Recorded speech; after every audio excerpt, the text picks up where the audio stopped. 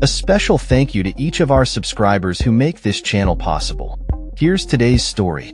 In a spectacular display of military might and national pride, Beijing recently staged its most elaborate military parade in decades, commemorating the 80th anniversary of the end of World War II, known in China as the War of Resistance against Japanese aggression.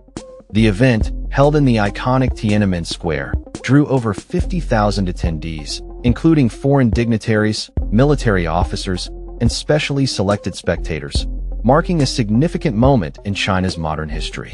The parade commenced with a solemn 80-gun salute, honoring each year since Japan's surrender in 1945. Soldiers marched in perfect unison, military vehicles rolled past the Forbidden City, and fighter jets flew overhead, leaving trails of color in the sky. The event showcased China's cutting-edge military technology, featuring long-range ballistic missiles, stealth fighters, unmanned aerial vehicles, and advanced cybersecurity units. Observers noted the introduction of new hypersonic weapons and autonomous armored vehicles, highlighting China's commitment to modernizing its military capabilities while reducing reliance on foreign technology. At the heart of the celebrations was President Xi Jinping, who delivered a powerful speech from the Tiananmen rostrum. She warned that the world stands at a critical juncture, with choices to be made between peace or war, dialogue or confrontation, and cooperation or rivalry. He portrayed China as a nation that has risen from the ashes of hardship and foreign invasion, vowing that the country would never compromise its sovereignty, territorial integrity, or national dignity, an apparent reference to Taiwan, which Beijing claims as its own. She emphasized the importance of military modernization, positioning the armed forces as key defenders of China's borders and its role in the global order. He framed China as being on the right side of history, guiding the nation toward rejuvenation and respect on the world stage. In a striking departure from Western narratives, Xi's address downplayed the contributions of the United States and its allies during World War II, instead focusing on China's sacrifices and resilience. This aligns with Beijing's broader strategy to reshape historical memory, portraying itself as the primary force in Asia's victory over fascism and positioning itself as a leader in the new global balance. The parade served not only as a domestic spectacle, but also as an international political statement. Among the notable attendees were Russian President Vladimir Putin and North Korean leader Kim Jong-un, a powerful image of leaders often seen as rivals to the United States. Putin's presence underscored the growing ties between Moscow and Beijing, especially as both face Western sanctions and military tensions.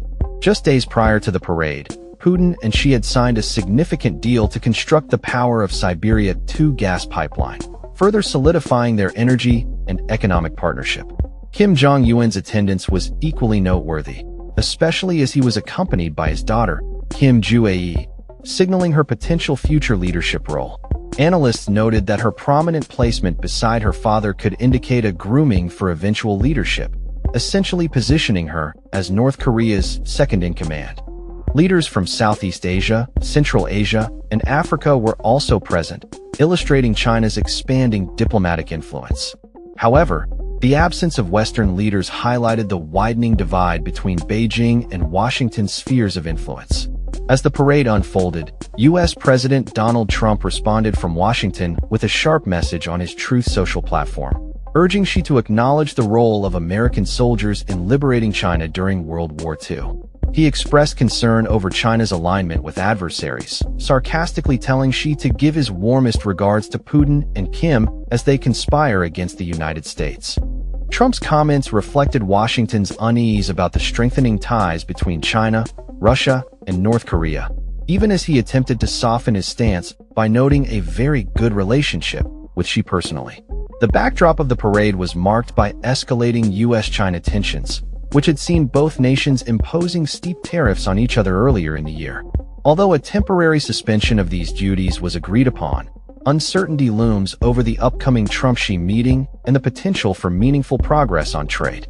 Analysts observed that China's ability to attract leaders like Putin and Kim while Western leaders stayed away illustrates a shift in diplomatic dynamics, with Beijing emerging as an alternative hub for security and economic partnerships in the region.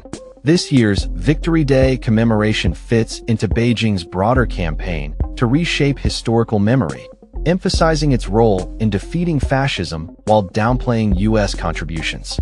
State media underscored that the parade marked the 80th anniversary of the Chinese people's victory over Japanese aggression and the world's victory over fascism, deliberately linking China's wartime suffering to its current global ambitions. Xi's government has invested heavily in promoting this narrative through war museums, educational curricula, films, and ceremonies, reinforcing the idea that modern China's legitimacy stems from its wartime resistance and its role as a peacekeeper. The parade, a culmination of this narrative, combined patriotic symbolism with a forward-looking message of strength. The sight of Xi, Putin, and Kim together at Tiananmen Square sent a clear message to the world. China is consolidating its partnerships with countries that challenge the U.S.-led international system. For Washington, the parade underscored the risks of a new geopolitical bloc aligned around China and Russia, with North Korea as a strategic partner. For China, the event was a showcase of technological progress and diplomatic clout, signaling its ambition to be not just a regional power, but a central player in shaping the global order. That's all for this story. We upload videos every day covering many different subjects, so hit that subscribe button to stay informed. Thanks for watching.